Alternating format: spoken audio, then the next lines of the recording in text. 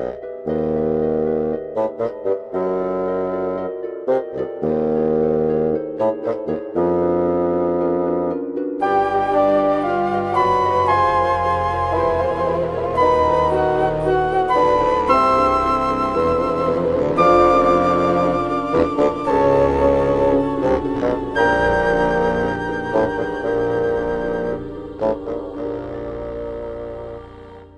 canard au ballon d'Edgar Allan Poe.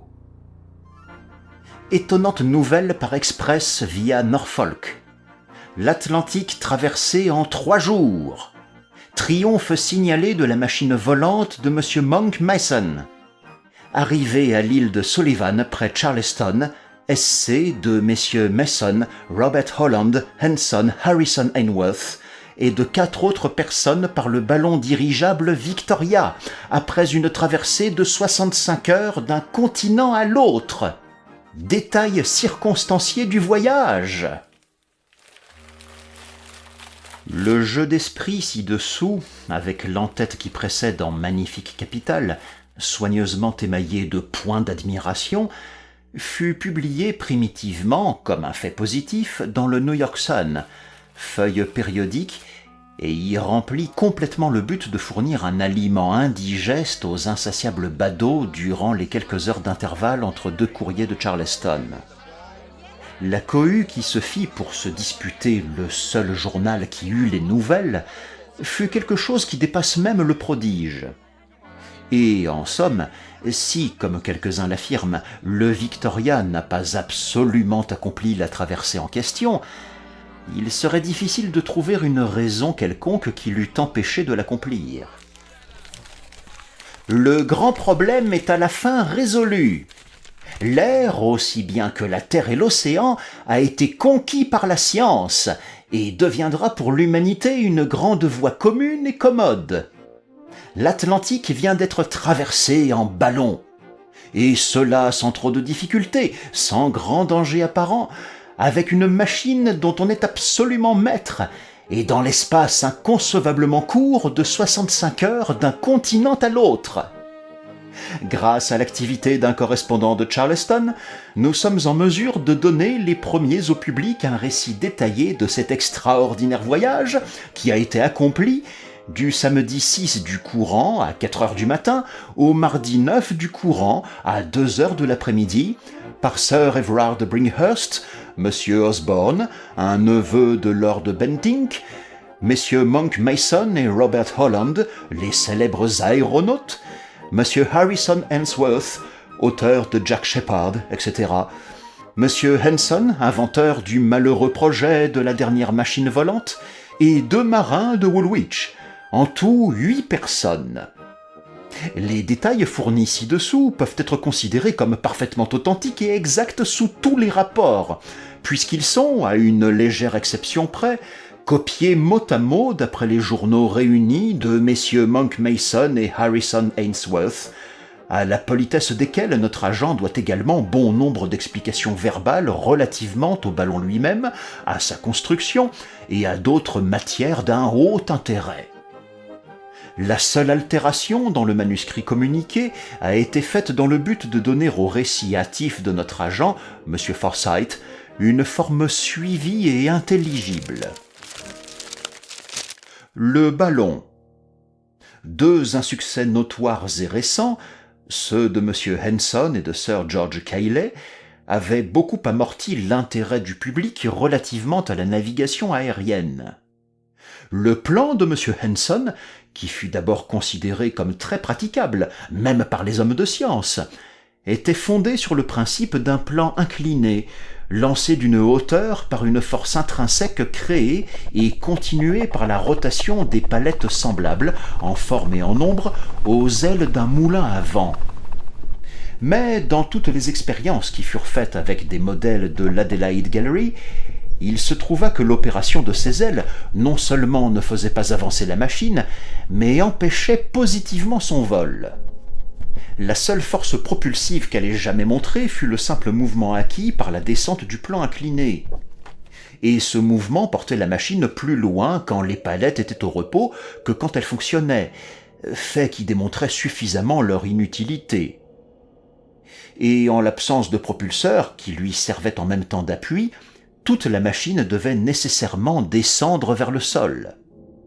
Cette considération induisit Sir George Cayley à ajuster un propulseur à une machine qui aurait en elle-même la force de se soutenir, en un mot, à un ballon. L'idée, néanmoins, était nouvelle ou originale chez Sir George qu'en ce qui regardait le mode d'application pratique. Il exhiba un modèle de son invention à l'Institution Polytechnique. La force motrice, ou principe propulseur, était, ici encore, attribuée à des surfaces non continues ou ailes tournantes. Ces ailes étaient au nombre de 4, mais il se trouva qu'elles étaient totalement impuissantes à mouvoir le ballon ou à aider sa force ascensionnelle. Tout le projet, dès lors, n'était plus qu'un four complet.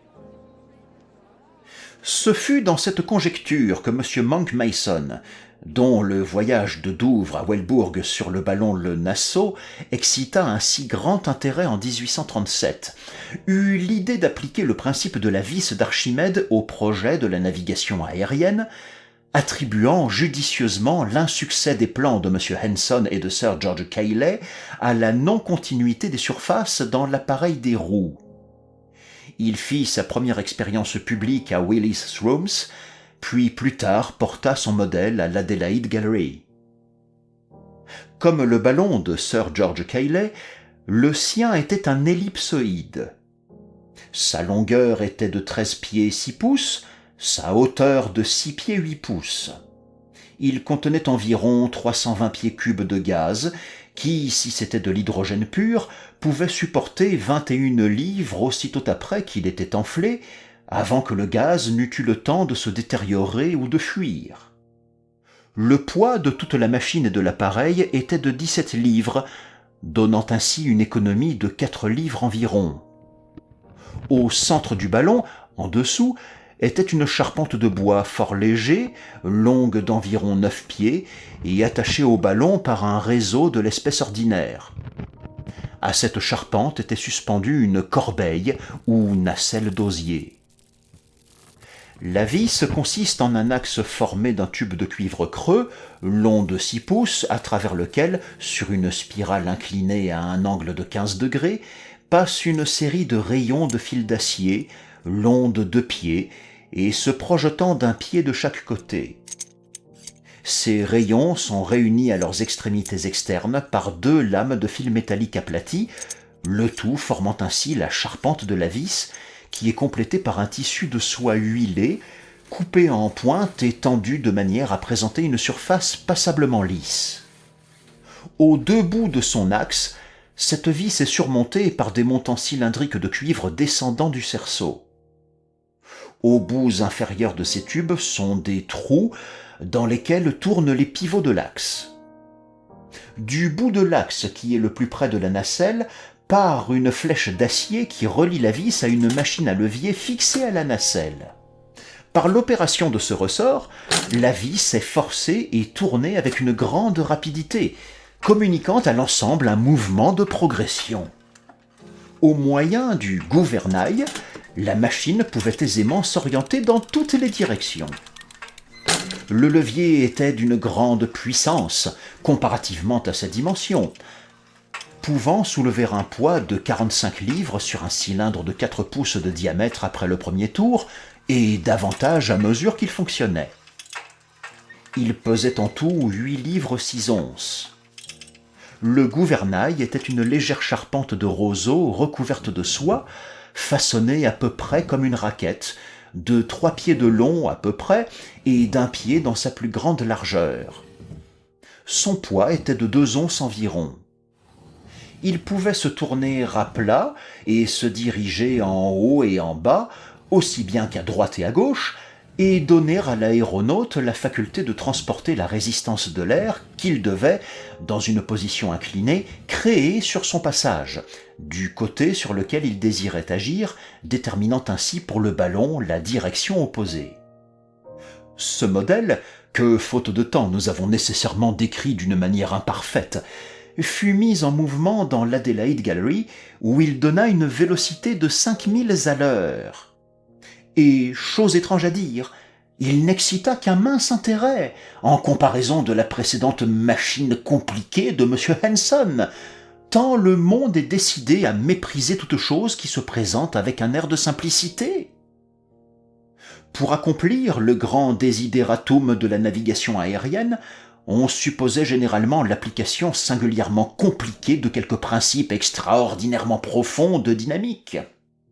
Toutefois, M. Mason était tellement satisfait du récent succès de son invention qu'il résolut de construire immédiatement, s'il était possible, un ballon d'une capacité suffisante pour vérifier le problème par un voyage de quelque étendue. Son projet primitif était de traverser la Manche comme il l'avait déjà fait avec le ballon le Nassau. Pour favoriser ses vues, il sollicita et obtint le patronage de Sir Everard Bringhurst et de M. Osborne, deux gentlemen bien connus par leur lumière scientifique et spécialement pour l'intérêt qu'ils ont manifesté pour les progrès de l'aérostation. Le projet, selon le désir de M. Osborne, fut soigneusement caché au public. Les seules personnes auxquelles il fut confié furent les personnes engagées dans la construction de la machine, qui fut établie sous la surveillance de M. Mason, Holland, de Sir Everard Bringhurst et de M. Osborne, dans l'habitation de ce dernier, près de Penstruth Hall, dans le pays de Galles. M. Henson, accompagné de son ami M. Ainsworth, fut admis à examiner le ballon samedi dernier, après les derniers arrangements pris par ces messieurs pour être admis à la participation de l'entreprise. Nous ne savons pas pour quelle raison les deux marins firent aussi partie de l'expédition, mais dans un délai d'1 ou 2 jours, nous mettrons le lecteur en possession des plus minutieux détails concernant cet extraordinaire voyage. Le ballon est fait de soie recouverte d'un vernis de caoutchouc. Il est conçu dans de grandes proportions et contient plus de 40 000 pieds cubes de gaz. Mais comme le gaz de houille a été employé préférablement à l'hydrogène, dont la trop grande force d'expansion a des inconvénients, la puissance de l'appareil, quand il est parfaitement gonflé et aussitôt après son gonflement, n'enlève pas plus de 2500 livres environ. Non seulement le gaz de houille est moins coûteux, mais on peut se le procurer et le gouverner plus aisément. L'introduction de ce gaz dans les procédés usuels de l'aérostation est due à M. Charles Green. Avant sa découverte, le procédé du gonflement était non seulement excessivement dispendieux, mais peu sûr. On a souvent perdu 2 ou même 3 jours en efforts futiles pour se procurer la quantité suffisante d'hydrogène pour un ballon d'où il avait toujours une tendance à fuir, grâce à son excessive subtilité et à son affinité pour l'atmosphère ambiante. Un ballon assez bien fait pour tenir sa contenance de gaz de houille intacte, en qualité et en quantité, pendant 6 mois, ne pourrait pas conserver 6 semaines la même quantité d'hydrogène dans une égale intégrité. La force du support était estimée à 2500 livres et les poids réunis de 5 individus seulement à 1200 environ. Il restait un surplus de 1300, dont 1200 étaient prises par le lest, répartis en différents sacs, dont le poids était marqué sur chacun par les cordages, les baromètres, les télescopes, les barils contenant des provisions pour une quinzaine, les barils d'eau, les porte-manteaux, les sacs de nuit et divers autres objets indispensables, y compris une cafetière à faire bouillir le café à la chaux pour se dispenser totalement de feu si cela était jugé prudent. Tous ces articles, à l'exception du lest et de quelques bagatelles, étaient appendus au cerceau. La nacelle est plus légère et plus petite à proportion que celle qui la représente dans le modèle. Elle est faite d'un osier fort léger et singulièrement forte pour une machine qui a l'air si fragile. Elle a environ 4 pieds de profondeur. Le gouvernail diffère aussi de celui du modèle en ce qu'il est beaucoup plus large et que la vis est considérablement plus petite. Le ballon est en outre muni d'un grappin et d'un guide rope, ce dernier étant de la plus indispensable utilité. Quelques mots d'explication seront nécessaires ici pour ceux de nos lecteurs qui ne sont pas versés dans les détails de l'aérostation. aussitôt que le ballon quitte la Terre, il est sujet à l'influence de 1000 circonstances qui tendent à créer une différence dans son poids, augmentant ou diminuant sa force ascensionnelle. Par exemple, il y a parfois sur la soie une masse de rosée qui peut aller à quelques centaines de livres. Il faut alors jeter du lest, sinon l'aérostat descendra. Ce lest jeté, et un bon soleil vaporisant la rosée et augmentant la force d'expansion du gaz dans la soie, le tout montera de nouveau très rapidement. Pour modérer notre ascension, le seul moyen est, ou plutôt était jusqu'au guide drop inventé par M. Charles Green, la faculté de faire échapper du gaz par une soupape. Mais la perte du gaz impliquait une déperdition proportionnelle de la force d'ascension, si bien que, dans un laps de temps comparativement très bref, le ballon le mieux construit devait nécessairement épuiser toutes ses ressources et s'abattre sur le sol. C'était là le grand obstacle au voyage un peu long. Le guide drop remédie à la difficulté de la manière la plus simple du monde. C'est simplement une très longue corde qu'on laisse traîner hors de la nacelle, et dont l'effet est d'empêcher le ballon de changer de niveau à un degré sensible. Si, par exemple, la soie est chargée d'humidité, et si, conséquemment, la machine commence à descendre, il n'y a pas de nécessité de jeter du lest pour compenser l'augmentation du poids, car on y remédie ou on la neutralise dans une proportion exacte en déposant à terre autant de longueur de corde qu'il est nécessaire. Si, au contraire, quelques circonstances amènent une légèreté excessive et une ascension précipitée, cette légèreté sera immédiatement neutralisée par le poids additionnel de la corde qu'on ramène de terre. Ainsi, le ballon ne peut monter ou descendre que dans des proportions très petites, et ses ressources en gaz et en lest restent à peu près intactes. Quand on passe au-dessus d'une étendue d'eau, il devient nécessaire d'employer de petits barils de cuivre ou de bois remplis d'un lest liquide plus léger que l'eau. Ils flottent et remplissent l'office d'une corde sur la terre. Un autre office très important du guide drop est de marquer la direction du ballon. La corde drague, pour ainsi dire, soit sur terre, soit sur mer, quand le ballon est libre.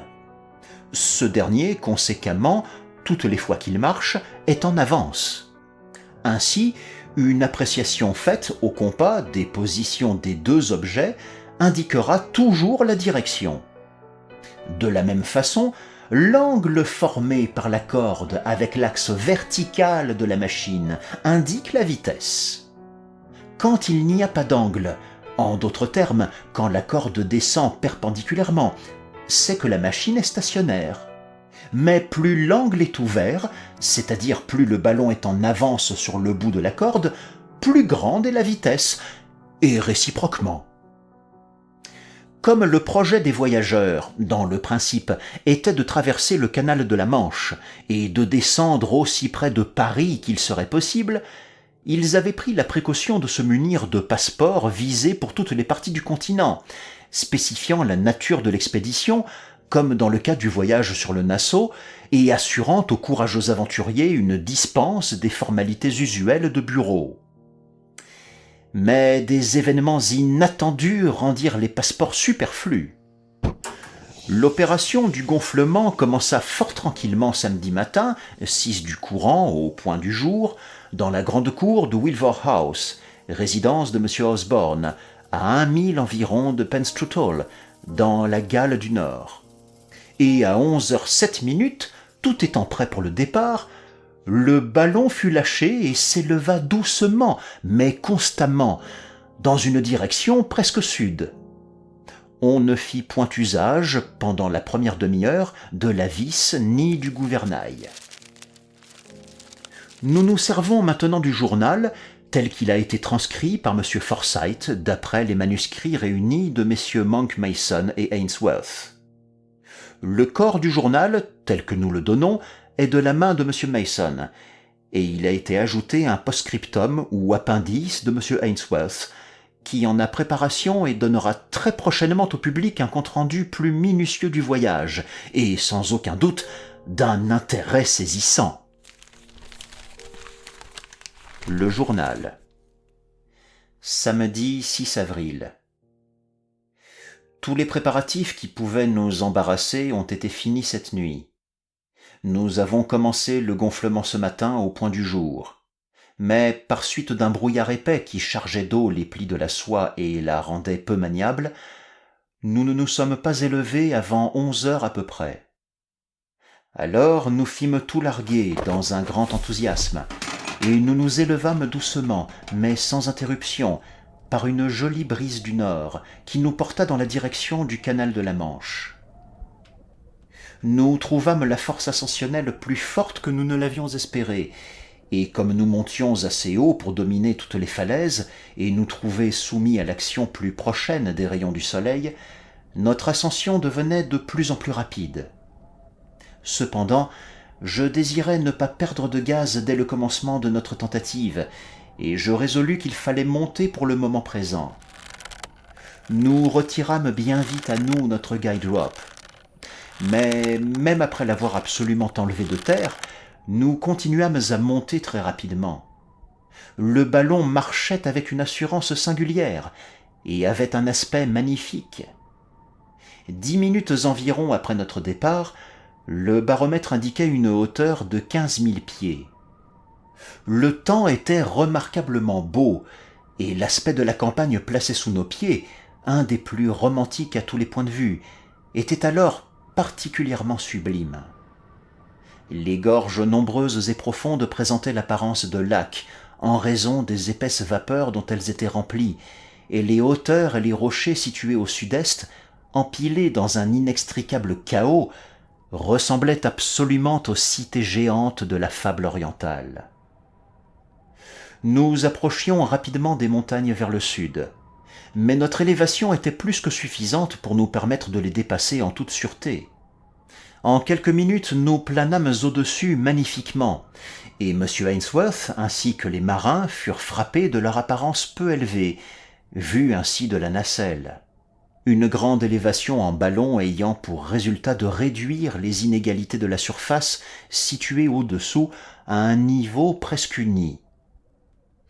À 11h30, nous dirigeant toujours vers le sud, ou à peu près, nous aperçûmes pour la première fois le canal de Bristol. Et 15 minutes après, la ligne des brisants de la côte apparut brusquement au-dessous de nous, et nous marchâmes rondement au-dessus de la mer. Nous résolûmes alors de lâcher assez de gaz pour laisser notre guide rope traîner dans l'eau avec les bouées attenantes. Cela fut fait à la minute, et nous commençâmes à descendre graduellement. Au bout de 20 minutes environ, notre première bouée toucha, et au plongeon de la seconde, nous restâmes à une élévation fixe.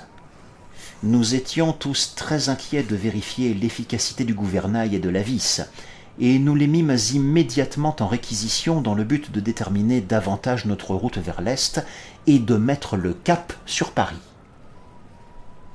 Au moyen du gouvernail, nous effectuâmes à l'instant le changement nécessaire de direction, et notre route se trouva presque à un angle droit avec le vent.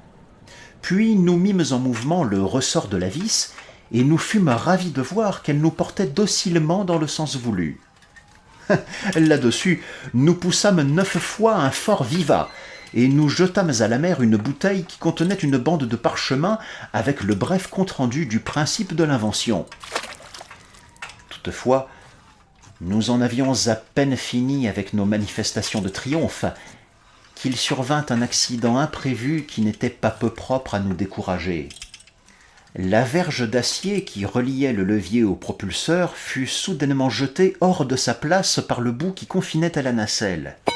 Ce fut l'effet de l'inclinaison de la nacelle par suite de quelques mouvements de l'un des marins que nous avions pris avec nous, et en un instant se trouva suspendue et dansante hors de notre portée, loin du pivot de l'axe de la vis. Pendant que nous nous efforcions de la rattraper et que toute notre attention y était absorbée, Nous fûmes enveloppés dans un violent courant d'air de l'Est qui nous porta avec une force rapide et croissante du côté de l'Atlantique. Nous nous trouvâmes chassés en mer par une vitesse qui n'était certainement pas moins de 50 ou de 60 milles à l'heure, si bien que nous atteignîmes le cap Clear, à 40 milles vers notre nord, avant d'avoir pu assurer la verge d'acier et d'avoir eu le temps de penser à virer de bord. Ce fut alors que M. Ainsworth fit une proposition extraordinaire, mais qui, dans mon opinion, n'était nullement déraisonnable ni chimérique, dans laquelle il fut immédiatement encouragé par M. Holland, à savoir que nous pourrions profiter de la forte brise qui nous emportait et tenter, au lieu de rabattre sur Paris, d'atteindre la côte du Nord-Amérique. Après une légère réflexion, je donnai de bon gré mon assentiment à cette violente proposition qui, chose étrange à dire, ne trouva d'objection que dans les deux marins. Toutefois, comme nous étions la majorité, nous maîtrisâmes leurs appréhensions et nous maintînmes résolument notre route. Nous gouvernâmes droit à l'ouest. Mais comme le traînage des bouées faisait un obstacle matériel à notre marche, et que nous étions suffisamment maîtres du ballon, soit pour monter, soit pour descendre, nous jetâmes tout d'abord 50 livres de lest, et nous ramenâmes, au moyen d'une manivelle, toute la corde hors de la mer. Nous constatâmes immédiatement l'effet de cette manœuvre par un prodigieux accroissement de vitesse. Et comme la brise fraîchissait, nous filâmes avec une vélocité presque inconcevable. Le guide rope s'allongeait derrière la nacelle comme un sillage de navire. Il est superflu de dire qu'il nous suffit d'un très court espace de temps pour perdre la côte de vue. Nous passâmes au-dessus d'innombrables navires de toute espèce, dont quelques-uns louvoyaient avec peine, mais dont la plupart restaient en panne.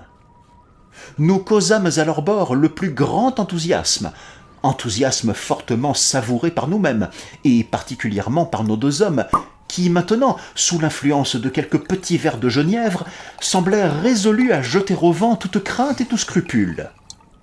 Plusieurs navires tirèrent le canon de signal, et tous nous saluèrent par de grands vivats que nous entendions avec une netteté surprenante, et par l'agitation des chapeaux et des mouchoirs.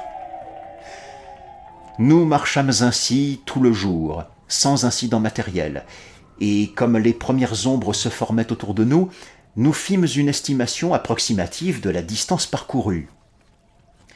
Elle ne pouvait pas être de moins de 500 milles, probablement davantage. Pendant tout ce temps, le propulseur fonctionna, et sans aucun doute aida positivement notre marche. Quand le soleil se coucha, la brise fraîchit et se transforma en une vraie tempête. Au-dessous de nous, l'océan était parfaitement visible en raison de sa phosphorescence. Le vent souffla de l'est toute la nuit et nous donna les plus brillants présages de succès. Nous ne souffrîmes pas peu du froid, et l'humidité de l'atmosphère nous était fort pénible. Mais la place libre dans la nacelle était assez vaste pour nous permettre de nous coucher, et au moyen de nos manteaux et de quelques couvertures, nous nous tirâmes passablement d'affaire. Post-scriptum par M. Ainsworth. Ces 9 dernières heures ont été incontestablement les plus enflammées de ma vie. Je ne peux rien concevoir de plus enthousiasmant que l'étrange péril et la nouveauté d'une pareille aventure. Dieu veuille nous donner le succès. Je ne demande pas le succès pour le simple salut de mon insignifiante personne, mais pour l'amour de la science humaine et pour l'immensité du triomphe. Et cependant, l'exploit est si évidemment faisable que mon seul étonnement est que les hommes aient reculé jusqu'à présent devant la tentative. Qu'une simple brise comme celle qui nous favorise maintenant, qu'une pareille rafale pousse un ballon pendant 4 ou 5 jours, ces brises durent quelquefois plus longtemps, et le voyageur sera facilement porté, dans ce laps de temps, d'une rive à l'autre. Avec une pareille brise, le vaste Atlantique n'est plus qu'un lac. Je suis plus frappé, au moment où j'écris, du silence suprême qui règne sur la mer, malgré son agitation, que d'aucun autre phénomène. Les eaux ne jettent pas de voix vers les cieux. L'immense océan flamboyant au-dessous de nous se tord et se tourmente sans pousser une plainte. Les houles montagneuses donnent l'idée d'innombrables démons, gigantesques et muets, qui se tordraient dans une impuissante agonie. Dans une nuit telle qu'est pour moi celle-ci, un homme vit, il vit un siècle de vie ordinaire, et je ne donnerais pas de ce délice ravissant pour ce siècle d'existence vulgaire. Dimanche 7, manuscrit de M. Mason. Ce matin, vers 10 heures, la tempête n'était plus qu'une brise de 8 ou 9 nœuds pour un navire en mer, et elle nous fait parcourir peut-être 30 milles à l'heure, peut-être davantage. Néanmoins, elle a tourné ferme vers le nord, et maintenant, au coucher du soleil, nous nous dirigeons droit à l'ouest, grâce surtout à la vis et au gouvernail, qui fonctionnent admirablement. Je regarde l'entreprise comme entièrement réussie, et la navigation aérienne dans toutes les directions, si ce n'est peut-être avec le vent absolument debout, comme un problème résolu. Nous n'aurions pas pu faire tête à la rude brise d'hier, mais en montant, nous aurions pu sortir du champ de son action, si nous en avions eu besoin. Je suis convaincu qu'avec notre propulseur, nous pourrions marcher contre une jolie brise carabinée. Aujourd'hui, à midi, nous nous sommes élevés à une hauteur de 25 000 pieds en jetant du lest. Nous avons agi ainsi pour chercher un courant plus direct, mais nous n'en avons pas trouvé de plus favorable que celui dans lequel nous sommes à présent. Nous avons surabondamment de gaz pour traverser ce petit lac, dût le voyage durer 3 semaines.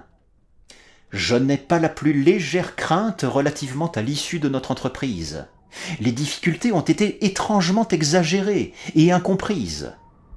Je puis choisir mon courant, et eussé-je contre moi tous les courants, je puis faire passablement ma route avec mon propulseur. Nous n'avons pas eu d'incident notable. La nuit s'annonce bien. Post-scriptum par M. Ainsworth.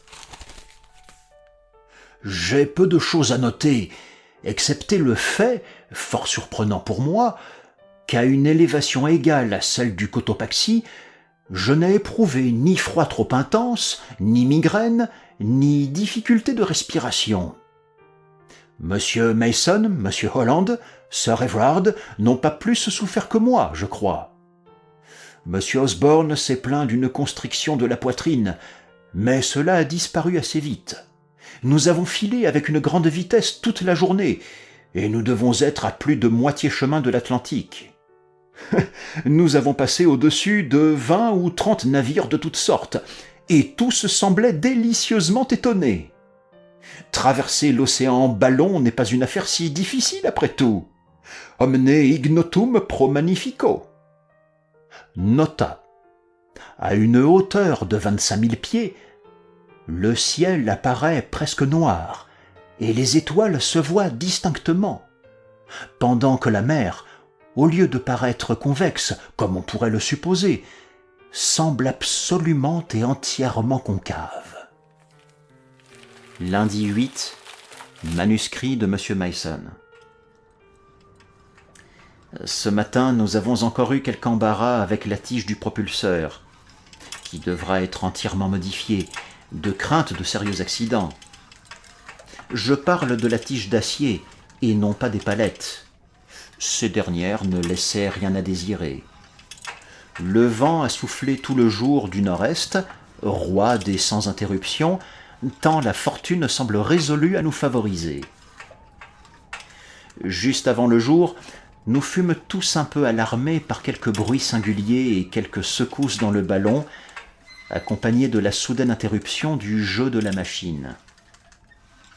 Ces phénomènes étaient occasionnés par l'expansion du gaz, résultant d'une augmentation de chaleur dans l'atmosphère et la débâcle naturelle des particules de glace dont le filet s'était incrusté pendant la nuit. Nous avons jeté quelques bouteilles au navire que nous avons aperçu. L'une d'elles a été recueillie par un grand navire, vraisemblablement un des paquebots qui font le service de New York. Nous avons essayé de déchiffrer son nom, mais nous ne sommes pas sûrs d'y avoir réussi. Le télescope de M. Osborne nous a laissé lire quelque chose comme « l'Atlante ». Il est maintenant minuit, et nous marchons toujours à peu près vers l'ouest d'une allure rapide. La mer est singulièrement phosphorescente. Post-scriptum par M. Ainsworth. Il est maintenant 2 heures du matin, et il fait presque calme, autant du moins que j'en peux juger. Mais c'est un point qu'il est fort difficile d'apprécier, depuis que nous nous mouvons si complètement avec et dans l'air. Je n'ai point dormi depuis que j'ai quitté Wilvor, mais je ne peux plus y tenir, et je vais faire un somme. Nous ne pouvons pas être loin de la côte d'Amérique. Mardi 9, manuscrit de M. Ainsworth. 1h de l'après-midi. Nous sommes en vue de la côte basse de la Caroline du Sud. Le grand problème est résolu. Nous avons traversé l'Atlantique, nous l'avons traversé en ballon, facilement, rondement. Dieu soit loué. Qui osera dire maintenant qu'il y a quelque chose d'impossible? Ici finit le journal. Quelques détails sur la descente ont été communiqués toutefois par M. Ainsworth à M. Forsyth. Il faisait presque un calme plat quand les voyageurs arrivèrent en vue de la côte, qui fut immédiatement reconnue par les 2 marins et par M. Osborne. Ce gentleman ayant des connaissances au Fort Moultrie, on résolut immédiatement de descendre dans le voisinage. Le ballon fut porté vers la plage. La marée était basse, le sable ferme, uni, admirablement approprié à une descente, et le grappin mordi du premier coup est un bond. Les habitants de l'île et du fort se pressaient naturellement pour voir le ballon.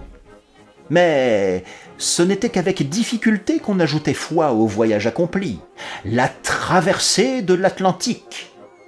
L'ancre mordait à 2 heures de l'après-midi.